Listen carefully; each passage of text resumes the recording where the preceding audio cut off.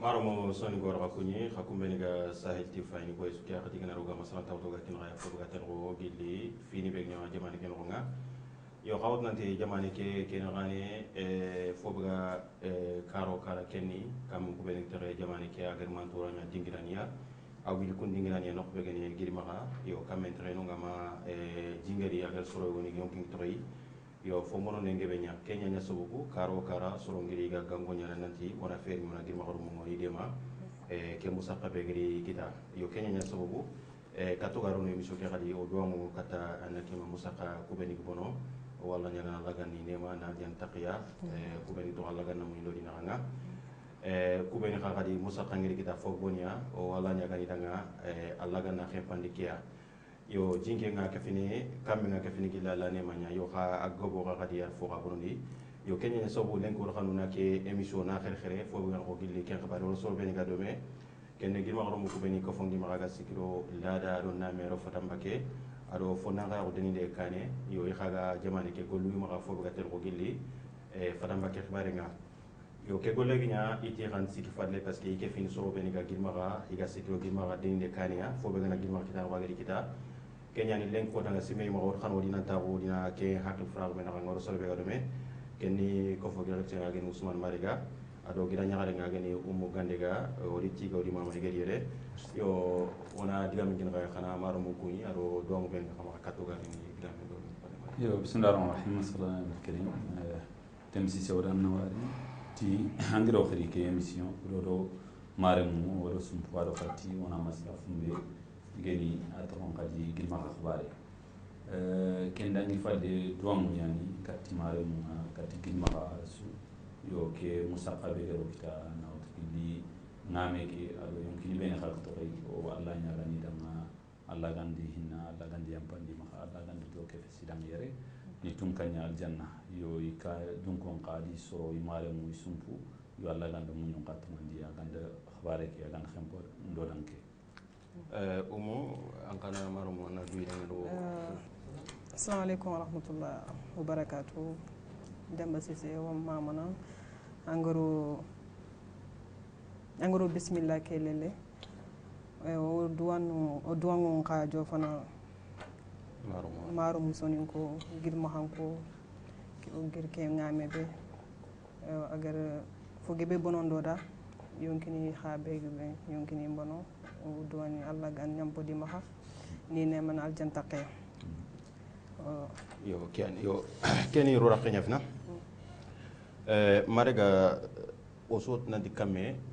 katike kame garini jamane ke kawe o kharuti kawe nga karo kara nanti kawe li ma jamane ke imga gango ngala ministre be gasikro salama akhbari nga nanto daga khumar mourien sale ne bari ken khumar mourien falle na falle kamuli ken kamuno nga ari fomono ne bari wala tina nanga fomono ko bani girma an kati khiyaman kam men fomono girma ko fina dabor yalla an to nanga yo kenkuma kamme nkonto ha kefini duna ayogo wono wala tin dinan chobo bunien ayogo ha gilli hade mare men yimbe nyangol har dinangal ko ben ko nawti dinu ni wala fota ayogo gilli changement climatique ke be ha o gano donc nawti hade mare men yimbe ga gunnu aro yi ko tiendo fota donc kunchu kefini jamane ke idgangun ndeberi kudo soro nak mar murien chali ndeberi bonon de ke be khageni amedem nyana faare ni meki faare sallallahu alaihi wasallam tay wageni khutban no sahabe gori katte nanti faare ndanga nabunu hedeki donc kawenya faare ni kitum to khutban no ada lanya ga kammentare kamme ke gatta khene ma juma tana ado tapengame fogebe bono juma tana sere ri ati faare ndange ma lanya go danga su soron hedeki nabron hedeki donc jingo boyenda farandi kitumit kamara Allah nyaga docteur kamen nan ci katabti an kan minbar donc awren ke xake fini duna break no gonya yo fofo ga do khadi Allah ge deberi donc asre nyane onati parce que agananya fare ni ko mumini fofo ge dan kita gelli khair geni wala musiba na severi asun khair nyana nda baraji yo bonu kubeni genya wala bonande kebe genya agebe nyane parce que nautu kamme ke kamme ndem taxani siri gidma ka kefini dingro ko beni kamme ga taxani siri parce que nawtu kili murtani tanka nga telle site ke anga yankana wuredu kamme talango wana donc nawtu kili gidma ka tra murtani no gidma ka funya su jinga na su jinga wodem millimetre gebe kita ka kamunna me botu ke fe hori mafumbe tinko como 6 millimetre taban donc kemme anan logo gagnant donc plutôt fili game bata kamena yankana yantuti donc kenyan dia sobo kholum pogo donc kholum fogo dimambe ijili akor ado sembe be gara akor dangini kembra di arkilumtu ade teni kani donc al fogo be bonondi agel kubeni bonondi yaw gilli kunga ka gebe kere soro be kani nyankere ma kompo nyankere kani yogoni mum kere nokku yogoni ha khubun yankere da ma jogun kere yogoni da yogoni ha moron kere moro ko kubeni gano wona wotigi nafqa yogoni khasutum min nafqa ni matu gidma ha o gal halabi anna khasutum min nafqa nchuut wala sine mum angel ke besso wa marano donc dinare adana daga coopératif ni mono i grillage ni do fotana jindi sudaka yogoni ha gedum do fotana donc isu bono adi fendi yogoni ha har château do nimbe ko no yogoni yonkinin qabelin khadi kha to ken no tam mission qado nani kunchuha kha yogoni kha khalbun qada do jimbati donc awreni agel bonondi de bele bele yogoni me wonmu yogoni me nanti o qimana nanti aw kinyala kat ko makar miliyo yimme ko makar miliyo yando ko nukata ngana ndo gani gana fo ne kafe bonon ko xabi sanka fo nga makno presque il a tout dit kebe sugu bono c'est là où je déplore qu'elle fa kani kube kere yogoni khubun kere yogoni joxon kere parce que anguta hadam remen kha joxe apa kap seren hamini hadam remen sa sutran nokunya donc joxon kere khubun kere no yogoni won nokunti mahadu iga rona no ko donc ken foana hinante ngeni oga xawna girda batte akafini kubeni jogon kare bon yonkini to ita mission to ya do fotana anti fe ko ngari khimande nga it khimande yogoni ti nanti kebe ko bono aw tengane ko mo kargi milio donc comme ngel ko mo poni kare poni ko khalis de yalo ni poni kare fe ahl sen kenno ko poni ko kare no bo kem kare bo kero godro na kanya ado c'est-à-dire ponke jike da daga do godro na ka maga horonde po kero jike godro na kanya fe ponke no ko jindaraga donc wacha kille ke ntagno anya bito fili boton intak dangini imma kuben gana soro bendari khayan kana khatani khana woton tanani do ke do khana raga kha jamane fanka ngayro kudo ina kenchirondi kudo woton ina kat dangini surtout demande do fotanani ina kat dangini na jofe kati ife donc gel ke bel solution jenyani kudo kille ke soro na kat dangini kha warna sirondi après ani kure kha kille nka no ko fende kha ida kha sirondi donc kiluku kwani ngel nafqa kebe ga gogon parce que ni mewtu serego khasutu minafqa so maka ambara adaga gedum mbendi yo ha ke nga est-ce que prévenu vraiment nanti soro gon khasutu minafqa ngi mari fe ken fo anda ga ngari yogdere kunuda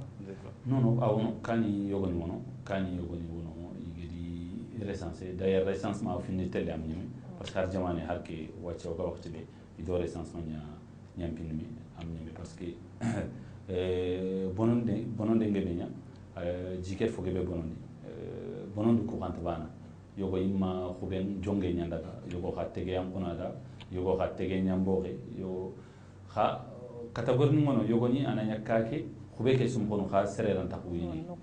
abona donc ko ngono donc angana kun ka qimana inte bana yogo il faut nasu tagada yogo kha anasirondina donc bonondo ku inte bana donc degu ko habe gene khadi inte bana selba ka carte ni yogoni ni ge bonondinde ni ko coaching angotu ko ogana ro girma bononde soro ngana kebe mo yinsu mana bononde ga sunya girma mo gari ken no bononde ga amnya girma amnya selba bana amnya selba wala kenga yo ndu nante kat angotu golle ke nyaaw jamane ke soro ngiri gari intervention de beri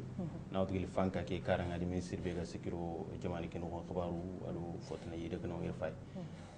ngisman golle kumeni kana nya ogana kungore aw soro ko butu nyankani quoi intervention ko be ni an ko ni khiman kamo bon il y a intervention ko be nya jusqu'à là ça va alhamdulillah bari ti fankandaga ir bonon ndeke ir khayma il faut debari il faut kiniya wi tigana wi mamana ken kama bari gil foye ke ngame ke gnya abit fi landa ni mir woton inde ni rigandu ndeni ra suden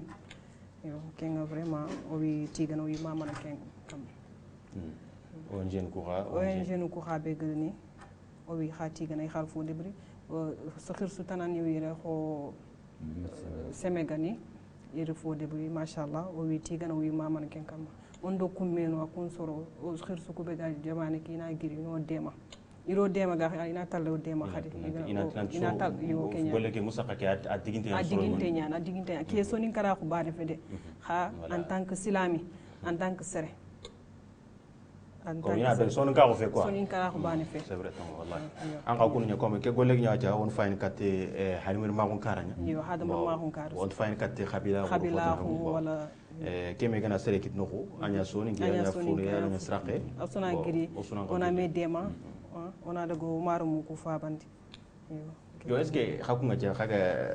xaga sikilo ko baro ci est ce que xaga tere ke xaga fay golu bu ben oku concernant ken odi soromo ma sur le terrain d'ailleurs aton badi association qui antenne yan ma debu donc il y a xabarum ki no sortanani surtout don dat nan fedege membre ni ngeen ko be ken debu ko association donc debe sugar ko lenki kota association bi tanakte do debu sikki yo kunyan fedege no donc awre ni sorongo ma debe su igara xabarum tiki kinon sorongo no iga golyang do maire ni mbatte xali iga information ni kinon hari bakar gande ga yani girma maire ni tersu contact mo dana ka iga recensement sur men harbisa lenki ke écouter recensement yam bin telle imdukta yimme comme il sugaru donc a mairie amdukta a recensande no ben gona ko beni gobono ha contact mo dina ka kudo information su yedi fendi o wikita ko khadi jamane ka fanka iga information maraga o gana tuna jogana tuata kame ke tere ad bonon nu gadi nya kan no est khad ku dingiran ku ben bonon nya hakati ni kundu ndu ko dan duran kare fin ko har ke lenki information ku komo gel komo be aw fin final o gel ku ben kun kita selbabi no ko adabay no ko ke donc al bonon din ge ben no parce que ko bon po ge ben jongu wado tilli sundo biru ndo baragni kunyano donc ka jingala ri kuma aw tilli senge gadi jina yo ku ben gay para donc avec ko ci ngol le xabe gën xadi donc soron tampi donon ka siri xadi ku ben ga raqe yo raqe ke no donon dangi falle xadi sam kanji xay xa tampi siri surtout o wetu nanti 90% des irobo asun doron ku benya donc xa tampi siri ko gebe kere ser gebe ku jindara ga fo gebe bono kebe ig katta kita la gedi taqele donc il kun kita donc xa tampinto yan siri demande jofia xayu fin demande bulli xabe geni denki o gede recensement be kita gri imeri kenya nanti kemero tanke be do fo kunyani kani problème ngeli kita imma yogo keme ado tanke be do fo donc ado tanke be do fo imma serebe ananya khubu fili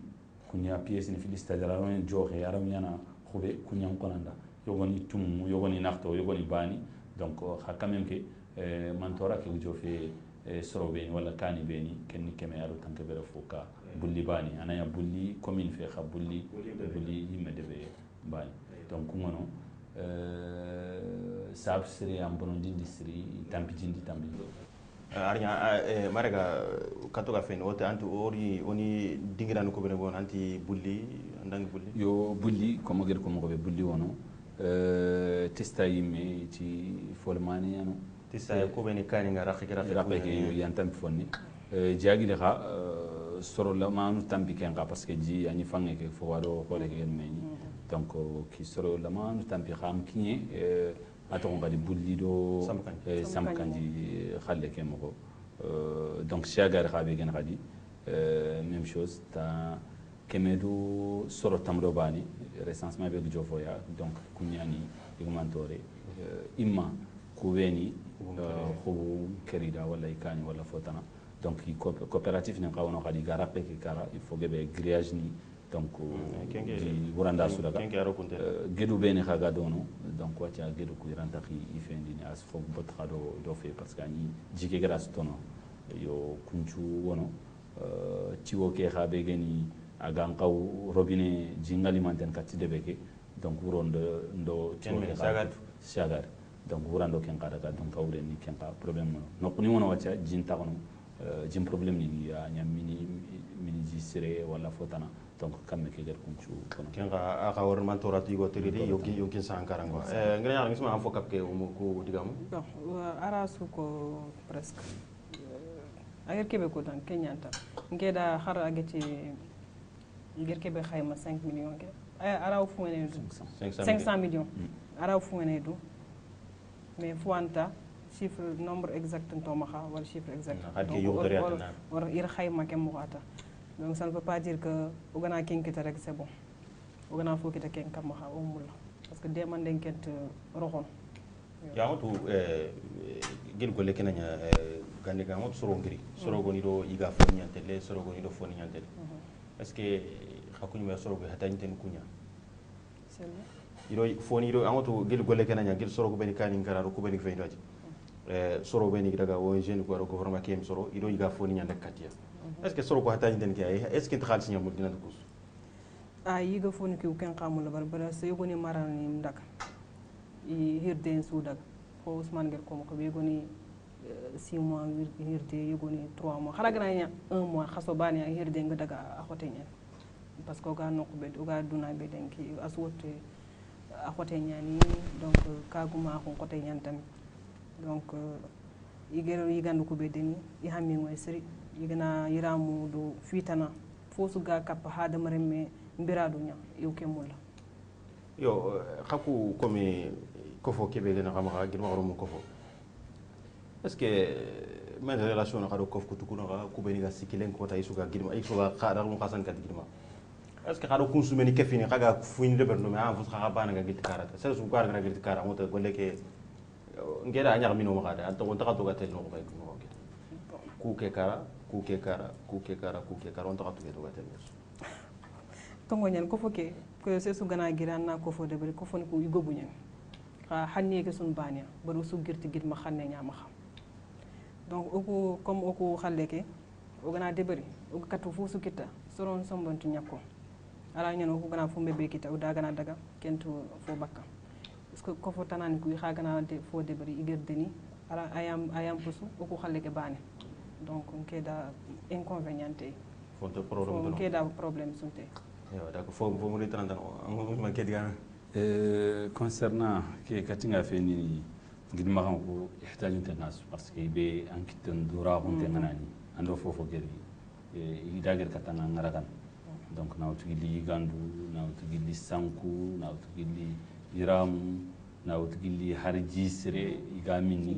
ado na khubu sigindi da ko ben ko ngere donc kusu wino kuni donc awre ni kesu dagoni fofo geni fois yokengen hado kunya transina ido dagoni bajoni sanku bezwandina su donc d'ailleurs effort ni ko ben sugnyaaje malinki kota wisutiga nawtu gilli kubeni haraga nanya gede sefe nya deberi nanti donc do girma kan combatte ga ke mantora wasuti gan ado kubeni gede demande ngirndi nawtu gilli jamane ke fanka nyimme ado parti politique jamane ke fanka aw ka ki fo be gatna CSA kullo irtada suro UNICEF medaga CSA ken da gila bit finlande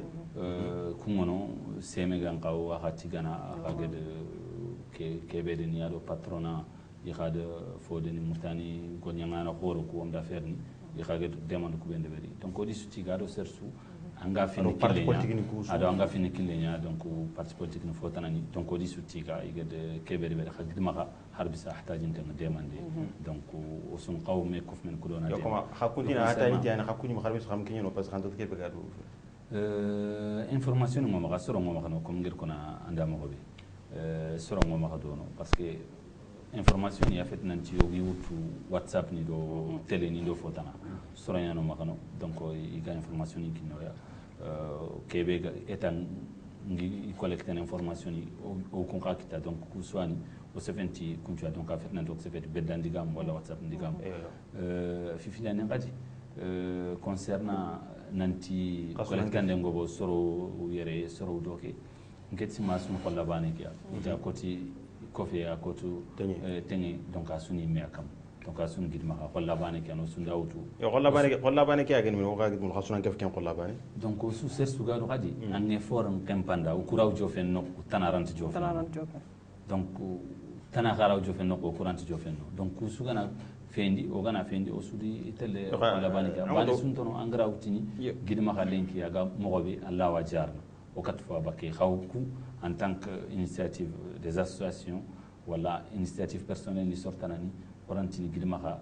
besoin de kebelenki donc Allah wa anya asuni mari ga ngotu ogana ti ona golle ke fay gil golle ngi brebe soro be ngeni gidmaha mu khayma kana ngaw yankana kana daga no khana ngaw soro ku sama kana daga fay fina kana ri khagana kembre kana kofonde beri khasuna kefi kana khorna fa ona demanu ka kubeni suka drainer wacha bana sumi yang gidmaha ga wori oku hari juma normalement soron ko télé zono ido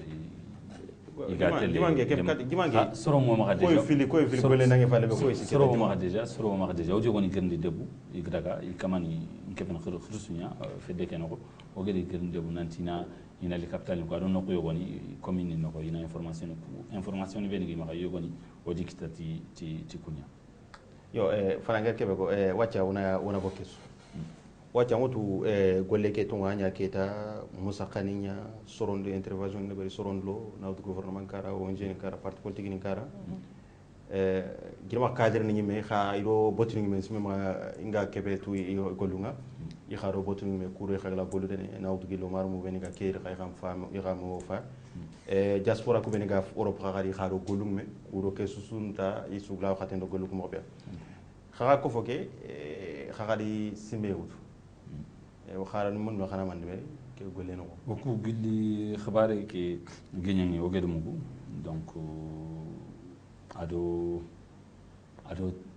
موما مغيو ونسنا دو موما خا c'est-à-dire at fogo wullo no ko nan tongiri o kagan katto sembe fata ana sumu wana mume ngana sumu wana an fo ko mume ngana sumu wana yo al muhim o giri yo o giri kudo na fa o gan kat kebe danga wana de beri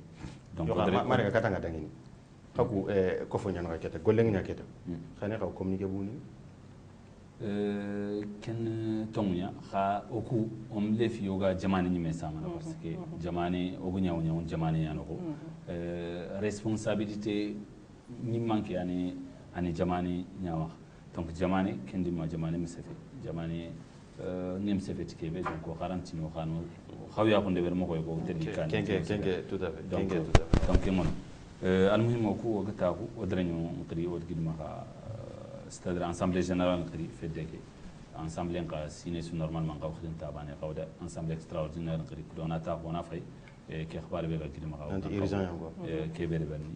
دونك ريو تاكو او مسلا او خبار قيمه يغا مخو بي قدما قال حالا بي او كان قاو انترفانسيون بيري بن المهم assemblée décidé انتينا comité de crise يوغا ديبري il ken comité de deberi comité ke kempali ta kuyi med réunion de beri ita ko ndikati ide takandi kat commission ni so andal o muna ke ma ana ken patam vance ok mushkila voilà commission comité yo comité ke xager ko mo beta or faram pacce comité ni sikia or comité de communication ta xundi ado comité de collecte ado comité de recensement ado médical donc c'est 4 comités ado médical donc au cap comité de collecte ke faut su gagner information ado yigandu yiramu akkat nyana collecte ndambe keso xagi kapme ko ogi kapme donc ken ngono yo fumbe gani jare en xibare ke xa ken xa comité ngono jare ke xa xani tu nyawutu ma xani yo ni tu nyawutu ni deni itum façon be haminga yitu benita akatuna fosud yitendam yitu yo ko yitenge fosu gatel ko jarande ken kileta o kendene inchallah Allah dungen kam yo kenyan comité, c'est-à-dire 4 comités en Amara, le comité de santé, comité de communication, collecte, donc commission comme agar comme on Antoine, comité yogo no ken collecte donc ken comité fofo geni khalsia ma aton gadira ma yoki ageni ayani ikofmen ayani kilo ken aga stratégie be su de berni kudo na de berani jamane ken ko jamane ke fadi ayani kilo ken comité tana xawno ken recensement nya ken ngana ko na serebe jobu beni mantora ke jofi ani recensé soro beni mantora ke jofi ani recensé mantoran qabila be jofi gadi ana ken qima donc ken comité khas kilo ken yabate comité tana wono ken communication nya ken ngana ko télé ni radio ni ado whatsapp ni do facebook ni mo xobe xabaare ke aga sankini mo xobe na kunchu de ken comité xaw kilo ken batti argolo khoro imme de d'ailleurs ils sont en cours kengen ko telenkan ko sumo ko pasia ado nasor khoro sollicité kudo khana lo campagne ke jamane sorogum nawt journaliste ni ma joueur ni ma fotanani o ket kiyen kusu o comité tan khawno ken comité médical ni khaw fofo geni na caravane médical de beri jarande ndeber gidma kha na yitumutu ado jaranda no dinanda gidma kha kudona soron jara donc ken qaw en place d'ailleurs jumankota normalement qu'on va faire un télé médecin yogoni donc il a télé serbabi dras déjà contacté ko khani denema kuma si au ko SRG en collaboration avec le docteur Nitanani debeke docteur Nigeni donc il dit jumankota jan qaw télé serbabi fotana khawno kenen ko commission du kunartiane ndiko donc quoi commission yo amatu khadi campagne ni pour demander campagne ke bagaro ni man demande fo so o ko demande ndambe su comme mo gir ko nanda mo ko be gidma kan ko i demande ke su donc anya khalsi manya anya igande manya manya yiramu nya mayo ketana begeni donc yahtaji ndanga so was kof men was ragana anya jamane ke no anya jamane ke falle o was campagne gang fo capé campagne ke be raga no lenki haga campagne ke be rakemu ni fo be gatel go haga demande muru kudo khawda ten kat gidma sorona fam nanti haga demande go be muru khanti muru kat khayba wallahi ngam fo capé badi numul inatu nanti ina famu khati nanti oga campagne ke be pour o yimu fe pour ngefe pour Ousmane fe pour tanado tanafe o debirati gid mahrum munda ona lagi fa bay ngame ke be gani goroya yigande aga ko mo yigande yiramu yokke khalsi bar fosu hadam anga katto sare katto demant fosu o mulla khawal kat soro o gangunde kan ngal katto soron su o mo onto nakka fosu kha o gar fosu kita o mulla awre khat soron kana to nanti ke campagne be khama ke gango be khama tiene kat sonu ko man Mauritanie c'est sugen islam Mauritanie c'est sugen islaminya o sara ko c'est su sahari ma ko nga d'ailleurs kudo ke point na konanti ko campagne ke nyandi nya différence do campagne ko batti donc men différence oku c'est-à-dire en fait notre campagne aga tourner soni ko ndur na ha ni campagne nationale nyen iku campagne Iran Kenya trenka campagne yogoni wono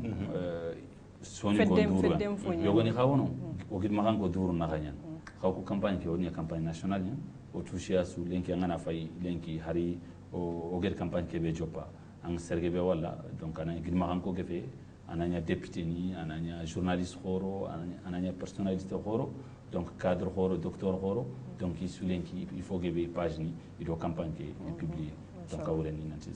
solidarité avec fait murabiton lenki nisima video magbogu ko video de bari fait dekeda nanti solidarité avec nanti gidmaga o suna gidmaga faba ngane équipe nationale murabiton yo équipe nationale murabiton donc kendang fane kadi telen ko kadi mogede khannu kusu anya arab anya français anya fulli anya wolfo mogede émission de bel kubitono ko donc fumbe gatten ne gidma ka khabare ki ado khakunda est-ce que ngani mira khakunke campagne xam lele yimdu ngenda fofo lelen ke wacca lelen tay jowente parce que igar khayma mo xobe onanta ñan en 1 mois ni en 2 mois donc faut c'est quelque chose de oga devenir à long terme donc a continuer na parce que man to ranger kubeni kita ilanta bakka ilanti sort doron ko gumo gel kulan tagani no tan ma khawo ngam tagandel lanti ñaan wacca ma khawo ngam surtout aussi faut no c'est important au coup campagne qui au lancer c'est se demander be gam andanari aussi objectif tanam kengen ko sersu anga ket demander su jofan ngi ma ko besoin de yana andana jofi anyanda bokto ko anda bokto certana donc c'est important o ko kebe gen muhim ondo ke poy nero ke poy ma ko nyana dema gil ma ko tam c'est-à-dire kin khaku ima kin khayo ko halindi donc ad muhim ta demande kin ko jofe ONG horo yogoni na khabare ke koni d'ailleurs i safandi kati jaman pol i chez horo ngano khobe nanti demande ngiten o kine ONG horo ana international ni filo issu de laidun kin nanti déjà il message que envoyé kati jamanu nanti fengana di me gilli itani ga jofen do ko na demande ko awre ma kha campagne ga fito ko ma kha khalsi ban mono awre ma khana tinye soro khar won jeune ko beni ga demande nanti ke finya khana ngiri finya ina giri al muhim taw ko geno point muhim be go ma ken gili ma ko ina ndemi ina fokita donc kiano l'essentiel agarit mo so ha bin ngo khadingiran comme soro beni arani soro beni go fayna jinata iga muri khadimana kam demande ini kit kam on tre khana numéro nun ko comme khan soro an diga place nga xama ga nyinno o be soro an khagar soro ku ibe gana kati na ngana tangana soro gon ko debe ke wacha iwotu nante ko demande oui aton gadina utkili marga misire ke demande mujo fendono ado marga misire nisum son go witi kenga iti mita almamini ingles mo wata almamini ko khalle mono misiru tanani khado dononge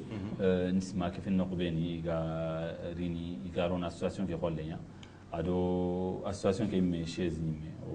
demande la gandono aga no ko geni bonne santé karaki ado khadi be gana rago page ni me facebook angade ando ona me kita khadi allah o kita tengalona sergia association sportive et culturelle des ressortissants du Guédimaha donc mangere o kita ko na fo kapku non c'est bon fo gatel go wacca khanda demande ko ben ki demande kita gande ala nya khad demande ko kita khatel le man liberté khatel ma khaditel kamo yala gana nya khar khalsi nya gitoch kharo khals ko le kantel ga kinnia ma gan rono yiga fois comme ONG kutu gede ma kan nyan kamo o wacca ge ngel ko mo ko mangal soro nyano ha ma dono iga fayndino da degani ko be sugunya on faynati hammin ngenu hamminga ko be wona c'est le grand kat kunki tere oni xobo oni re wotoni oni denida khasike igna khasike ke ban na khalsi nyamul yo ken nan kenya parce que an ken era donc anke ara anke khasim problème mais ikunga no be kuntu do khas yo yogoni ko be joxo ngo kare ko be xubu ngo kare kuntu do khas angna khas kiniya miguel fofananta donc hammin matériel ni nya fusuge matériel de construction yigandu yiramu ni hammin kunya ona fa awri ma khagana kebe kita kan khimana iga hatro hata indengel kebe yo hammin ngen kebe kebe khana ke ni dem inshallah c'est bon mara ngi smu wakene am fokap yana nanti kebe genta muhim oku ogana kebe kofme comme ager comme robian soro ko besoin di kebe c'est par rapport au ger kebe kita on kenya fa rohe alemani donc on qima na Kenya kelli agaroni gandwa donc gandu na hobe anya yere anya serbay wala nuqtana ina hobe caravan na griere soro idina daga ini ijofandi kelli fogana kita hadina utkil tagandiyo ku wala fotana igraw khube tagana doki alo igraw ka tagando sima kun kagana kite donc kun raw deberni maraga nanga sangana gutun pourquoi khaku yela gana jamane ke kutu nawd kil jamane ke fanka ngaro jeune kuro part politique ni ngay sugurot karam koy go isugere yiga fondo yerkunu ndo fotana kinia pourquoi xak ngant caravane de santé kenya gan xot fini pusukane parce que ke ku fini jingana da ado watu nyadi xakunga kebe sukita xanat wace yonki sa kan fini sukane xar haqil santé ano ay fokana nya yonki sa nya ken tonya d'ailleurs ani serbabi hôpital ke me ger konanti atoron gadi serenge ben deri dono timambe tamping ya harxan ko taxan yu fabande murnu donc c'est pourquoi o geti katoku ga prene siri donc juma ngota ngalle donc kun soro kunna daga au moins kudo ina première fin de beriana ya katoku ga prene ado feke o ga caravan ko reke de berni donc o ga telona ken de beri kha sersu giri wacha na utgili wacha في خبرك أن يا ماوتش سرسوق intervenir كلنا demande دني en 4 soro ciblé am 4 jofenasu am 4 sudeman donc an sora dema soroto donc ado kadi demandu beni gen kadi demandu beni gen kadi arawnyana koye fidi kha fofeti yogatini fo aga dumene wala fotana parce que ngana ti nke khube en konu anda khayman kininga ken lenki do kumena nawye kumena falla khafet nan tinnan to kanu ko abada donc kusu wonon ko ya amatu comme oson gankara ala nyin fogo ro ugar cross quoi amatu ko musa khani men geno kito acha kati sorongar fankangar ni fayaro sorongar ni fay sonu ko kubeni jogon kari danga en general on ni gari jogo ko gari igari de bere akati gar quoi bon soronga na rini ilanta fo ni non quoi ilanta ko demande voilà keno ko amatu fo khana sonu go soro ko yugo khani ga sensibiliser ki kara ken ko ta wonni sefen ken nyima xibaren kam nanti o soni ko jowu nyan bu fogono soren kita to gilla non dono ha ke findambe o xawna khirsu nya wara inan daga kane o etake yang xawna daga fina ina fo bege wati ko yim bege ni wonna fo kefme ona ken nyana timmanda de nyaketa ha sefe ke awre gen kebe c'est-à-dire soro beni fong boni fina inan sakari xarbis parce que ro goluku soro nyan équipe nyane sur le terrain iga fin guigi ximana ko beni fong boni be angana nye agana katigaring igana nyangari no ko be bona ngangar deberi bo kembre keta nsimi wa ankin galde anya ji jogondi keta lanta xore makembe kena tonga ketima wacha usura me demande solution fono kenga au moins nke no konti makanga wini donc lantin nanta kuini fenka mo wara me demande diru ndo fotana comme kubeni en général kubeni no konin kerenga kubeni ntu ili foga buden lo kon kan yo le kon kan ken tonga foga beraga le kon kan foni comme buli wacha foni daga le kon kan kha foni tokono igam daga kon kan yogoni ma yogoni tongondi kani wala fotana donc kumeni nyangi donc awren ni on kaw me sensibiliser Kenya nanti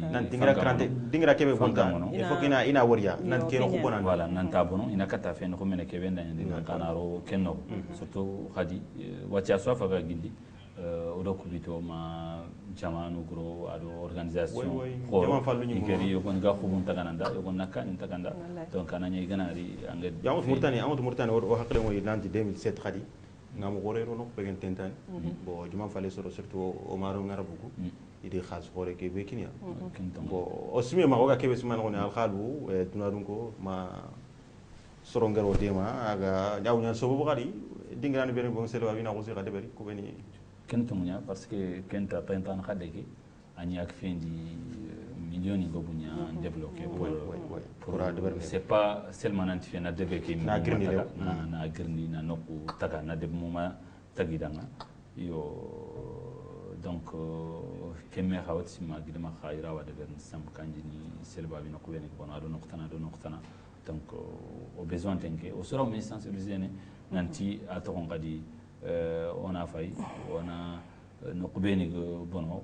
wana mafanka ngana jofia agedi recensé agedi safa donc on a 4 organan kebe de berno moins on a de berana quand même fanka wana fankandu gande ga ngotu waxti ke ala nyanta ga fogabe to goda bo gango be ga xamaxa xake golle be xagar jopa harimir ma ko golle nan soro ko ina fam nanti xantu munu kat xadu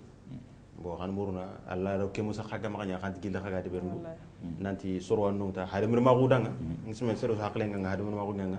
hajun son ka wa hajun fulla wa hajun sira ko bo ngana amme harimir ma waraga ke ala sira ko nga fete nga wurna fete anan ka wa angana fo sim jongol en tant que islami aussi yo harbi sa xoger ko mo xobe gil fanake oku association comme girte o yim xane ma girte gid ma xam mo xane yam o kur kita or deni tanar kita deni asun gid ma bane kiya o so an kap gid ma ba xol bane kiya anta harbi sa asumba wati oku o gado kebe nante sara no xasu be ga don ado akhini be ga no ina jom kita ina khubu kita ina igeni jombe ina ile kenya nyoma ha oga ke message nyoma ho ga mulona dangin osuna ngiri ono kitun ko fume ona gid ma ko gollu men ganya solution ma to falle c'est so ma to falle on fulle wara on wol fo wara on surakh wara oti aswa o met sonin karabana oti noaction morten mouma donc le problème c'est un problème national problème d'ethnie fait ça c'est très bon donc nke diga munta kenya nanti fedde ke bego okumaka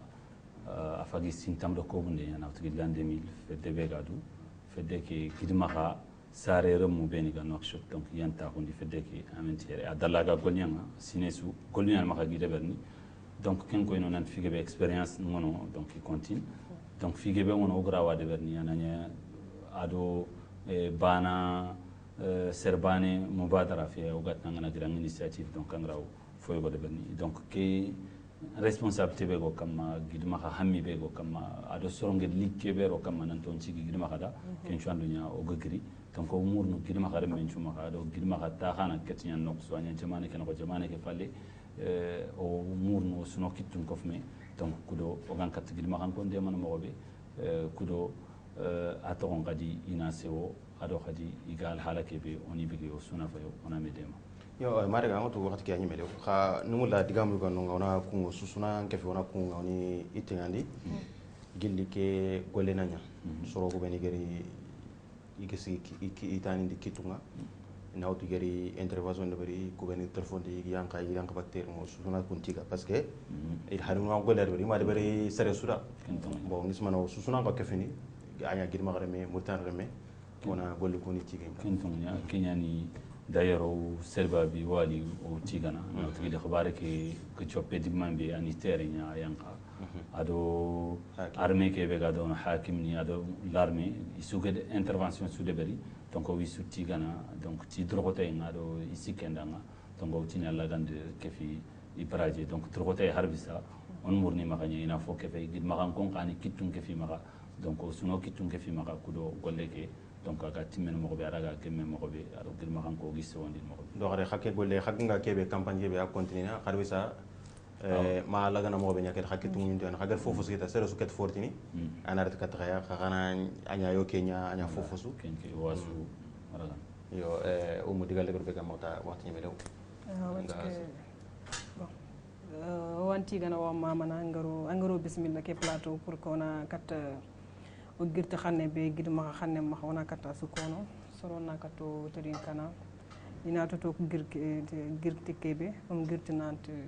ogi arna kene wala oyim pro oyim wagen o girti gidma xam donc o suna me de ma ona gidma xam konte mana oni faba je te remercie encore maraga digal gre donc yani mare mun ka o wi kha tigana donc ti terin kan ndi fayinde go fayni wacca waxti ke donc o tini khada do baraje harbisa donc digame ke o kudo o xanne ngara katiya donc i khagan katto digam ku jofandi noksu ini jofandi no dema donc ñal l'essentiel gidma ka anande may gal halabe ihtajante yan donc duwawu ihtajante yan demande donc su harbisa kha khon afin continue on da kha khom donc su واحتاجون تندوا يو على نيا كم ما كود دعامي نو إنك كم كيستغني غير ما الحمد لله رب العالمين ديك بغير نيم إنسان يقول مدام مال يو مرمو سوني كو ورخا خبيني را جيلي خمس لا أولاد يرونا مي وين سبني كيبه كني كم خورو كو بينك تغي جماني كيلين كوتا غير فوموني نيا غير ما كوفو كيبه يغاتنا غير ما رومو كوفو اغا نواكشوتو كورو لادا نامي فتامباكي يغير سيمي خوري كيبه تنانتي خاومولينا فيني كيفمي dema numuru jamane ken ngaro jama falle kuro iglawo maro mu ko beni manto rangedi kita girma ga iglawo kinyani mo be sere sunga lef ko maro mu dema na im sanku e sezinga tuinte nyani do gadi soro ko im tuinte nyani angana sere sori angana tana kinyandiya yo sime ma maga dema ne ke kinyani im nexi dema ni fotosu nawdo gelli ayrame a khalisi a fotana ay gafo sere songa kebe dan tang sime ma nallo keni harim ma ko golleya خبيرة غفة سونيكا غفة فلا غفة سراخا غفة إنما سري سوغان رونتا لونتا هارم رما يوري تيغا ودي ماما إكتنا كمثلا تكينويا سري بغورانغا كاميرا كانتي ونا كويتنا لغا مقتنا بتاقو السلام عليكم ورحمة الله وبركاته